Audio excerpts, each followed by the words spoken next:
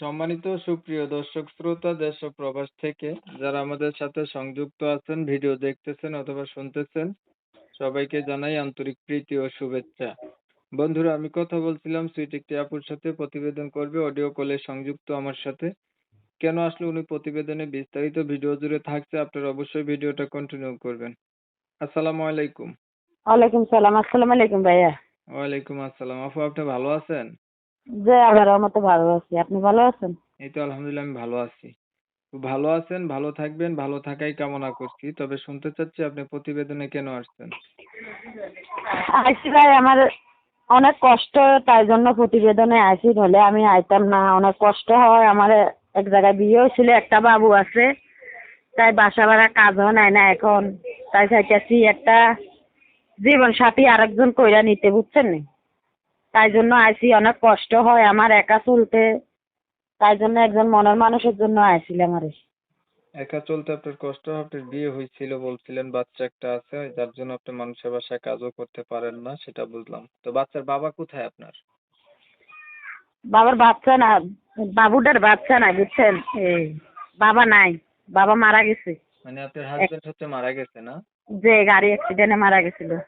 ও, সে পাগল এখন ছিল, বুঝছেন? এখন সে পাগল বর্তমানে ছিল। আপনি কার কাছে থাকেন? আমি আমি আমি থাকি আমার দাদির কাছে। আপনার নিজের মা বাবা নাই? না, আমার মা বাবা নাই। আমার আল্লাহ দিলে ঘর দুয়ার আছে, বুঝছেন নি?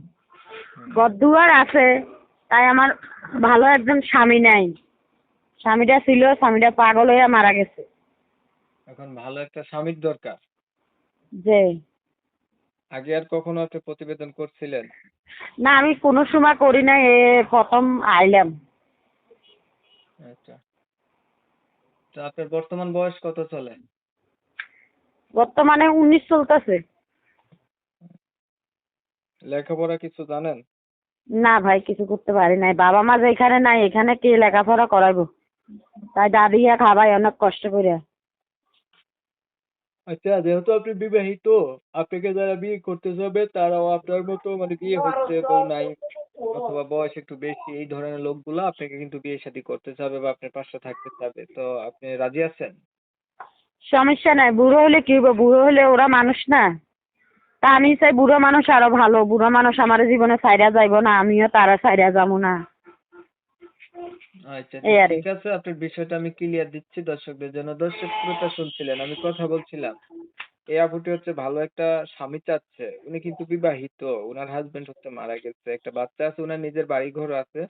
তবে উনি যদি বয়স্ক একটা মানুষ পায়ও তাহলেও জীবন সাথী করবে।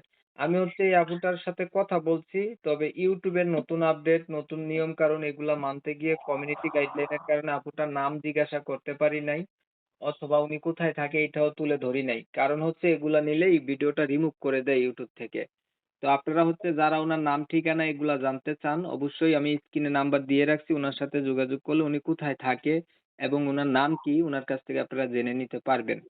আর হচ্ছে জানেন আপনারা আমি এমন ভিডিও দেই, উনার ভিডিও যদি ভালো লেগে থাকে একটু লাইক টাইক দিয়েন, শেয়ার দিয়েন, ইমো মেসেঞ্জারে ছড়াই দিয়েন, আপনাদের মতামত গুলা কমেন্টে জানাই দিয়েন। চ্যানেল ভালো লাগলে সাবস্ক্রাইব করে রাখেন। অনেক সময় নিয়ে ভিডিও দেখছেন, ধন্যবাদ সবাইকে। সবাই ভালো থাকবেন, সুস্থ থাকবেন।